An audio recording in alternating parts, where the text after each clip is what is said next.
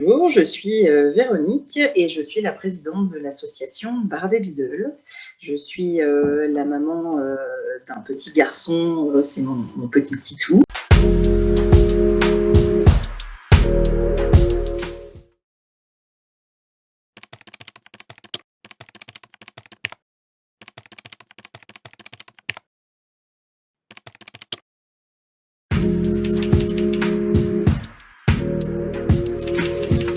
C'est une maladie rare qui est d'origine génétique, qui associe plusieurs symptômes.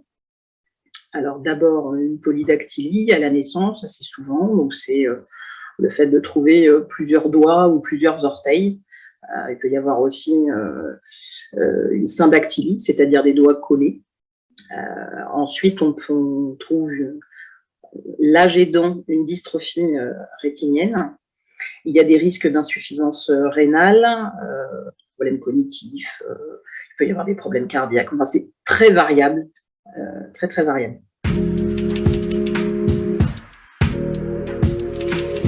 Alors, tous les enfants ne présentent pas les mêmes symptômes, parce qu'en fait, c'est un syndrome qui est extrêmement complexe. Il y a une variabilité clinique et génétique. Dans la variabilité clinique, donc les atteintes sont vraiment variables selon les patients.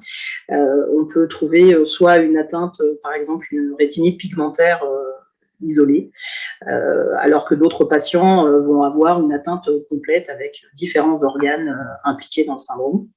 Ensuite, on a une variabilité génétique. On a 24 gènes qui sont impliqués dans ce syndrome, donc différents. Et dans ces gènes, dans chacun de ces gènes, on peut avoir un nombre presque illimité de variations pathogènes impliquées. Donc ça crée des différences d'une personne à une autre. Donc vous allez mettre 10 Bardé Bidule les uns à côté des autres, vous aurez 10 résultats différents. On peut en avoir, parce qu'on a encore d'autres symptômes aussi. On a aussi une obésité, une hyperphagie, vraiment, ça touche plein de choses. Donc, on peut avoir un Bardé Bidule qui va présenter juste une rétinite pigmentaire, arrivé à un certain âge, alors qu'à côté, on peut avoir quelqu'un qui arrive à l'âge adulte, a déjà été dialysé, greffé des reins, et qui a un énorme problème de vue, qui a des problèmes de surpoids en version XXL, voilà, et ça peut vraiment être très, très, très différent d'une personne à une autre. C'est ça qui est très compliqué dans ce syndrome.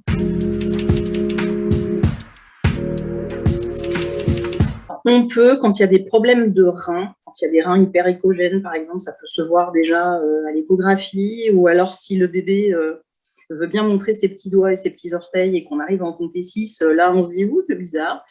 Étant donné que cette maladie n'est pas très connue, on peut passer complètement à travers, c'est-à-dire que déjà, on ne va pas forcément compter les orteils ou les doigts, on va peut-être s'intéresser à d'autres choses. Je sais que pour mon fils, on ne l'avait pas vu du tout. S'il n'y a pas de problème de rein, on ne le verra pas. Donc ça, voilà, il faut vraiment qu'il y ait des petits signes comme ça, très évocateurs au niveau de l'échographie. Il faut tomber aussi sur le médecin qui connaît et qui va dire « ça m'évoque le syndrome de Bardé Bidule », ce qui n'est pas forcément évident sur les endroits où on tombe, parce que tout le monde ne connaît pas cette maladie. Mais sinon, on peut, voilà, à la naissance, c'est les doigts en surnuméraire qui vont déjà l'évoquer. Et ensuite, au fur et à mesure que l'enfant va grandir et que les symptômes vont se manifester, c'est un peu comme ça qu'on va le déterminer.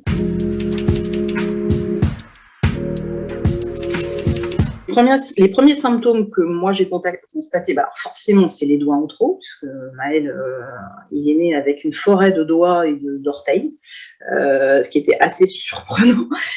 J'avais jamais vu 6 doigts à chaque main, 6 orteils à chaque pied, enfin c'était juste bizarre. En plus, il avait des doigts collés. Enfin, il avait vraiment, c'est pas forcément toujours le cas, hein. On peut avoir un Bardé Bidule qui va juste avoir un doigt surnuméraire. Moi, je veux dire, il en avait de partout. Je me suis dit, qu'est-ce qu'on fait? Est-ce qu'il sera pianiste plus tard? Non, on n'avait pas de volonté particulière à ce niveau-là.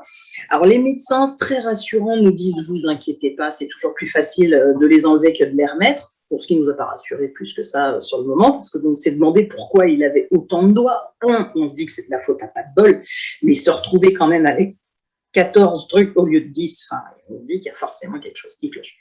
Et donc ça a été vraiment les premiers signes évocateurs de quelque chose ne va pas. Bon, il est né avec un kyste au larynx. Alors ça n'a rien à voir avec le syndrome de Bardet-Biedl. Je pense que c'est quelque chose qui est totalement à part. On peut trouver d'autres cas, en tout cas, je crois qu'il y en a un, j'ai entendu quelqu'un un jour qui m'a dit que le bébé était né aussi avec un kyste au larynx, mais il n'y a rien qui prouve que c'est lié au syndrome. Mais du coup, on a récupéré un bébé après une vingtaine de jours en réanimation, sous morphine, etc. On a récupéré un bébé un peu, entre guillemets, légumes presque, qui mangeait très très bien. Alors ça, par contre, aucun problème de déglutition, de biberon. Alors ça roulait, mais alors nickel, mais enfin, il y avait que ça qui roulait. Il se développait pas. Enfin, moi, j'avais déjà 2 autres enfants, donc j'avais bien vu la différence dans le développement. Lui a été très long pour tout, très long pour marcher, très long pour ses acquisitions, très long pour s'asseoir. Vraiment, tout était compliqué, et il avait des réactions qui n'étaient pas, il suivait pas ce qui se passait, il n'était pas attentif, etc. Donc il y avait vraiment plein de choses qui, voilà. J'avais pas pensé forcément à une maladie rare. C'est vrai qu'au début, moi, j'avais mis ça un peu sur le compte de la réanimation, de la morphine. Je m'étais dit tiens, de l'autisme, peut-être des retards cognitifs. Enfin, on ne sait pas trop. Puis en plus, on n'y connaît rien, quoi. À l'époque. On est parachuté dans un monde qui nous est complètement inconnu.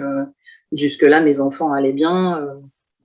On se retrouve avec un enfant qui a des trucs étranges, avec un développement différent, et forcément, c'est le début d'une longue, comme pour beaucoup, je pense que je vais enfoncer une porte ouverte, mais c'est le début d'un long parcours.